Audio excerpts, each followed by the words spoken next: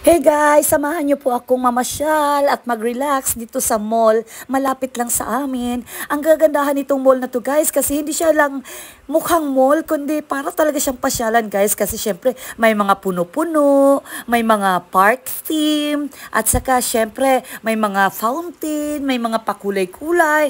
Ang sarap lang talaga mamasyal guys kasi para ka talagang nasa park pero nasa mall, may malamig na area, meron namang ayan napakabusog ng iyong mga mata guys. Ang dami mong makikita, iba-ibang kulay na talagang lahat fresh, lahat masasarap. Pera lang talagang kulang guys. Talagang ang sarap lang talaga mamili. Ayan oh, kita nyo yan. Yung mga, ay nako talaga. Pili na kayo guys. Ayan po ang ating mga kakanin na napakasarap na talagang hanggang tingin lang tayo. Kasi wala tayong pambili. Pero kahit ganun pa man, masaya pa rin ako dahil kahit papano, nabubusog yung ating mga mata. Kahit window shopping lang.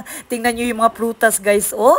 Parang gusto ko nang pakyawin lahat kasi wala akong nabili. Kasi wala tayong pambili.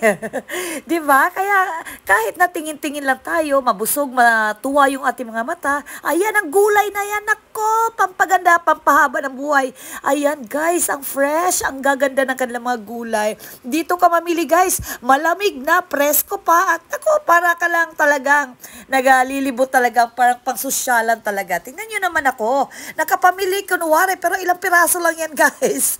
Para lang may pangkain sa ating aso. Alam niyo naman, ang aso ko ay ang aking mahal na mahal at wala na akong ibang nagpapaligaya sa akin. Ang aso ko na lang.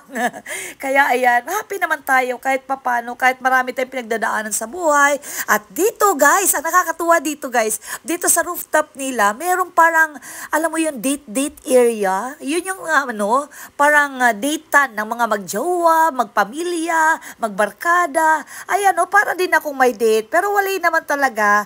Alone na alone. Kawawa naman.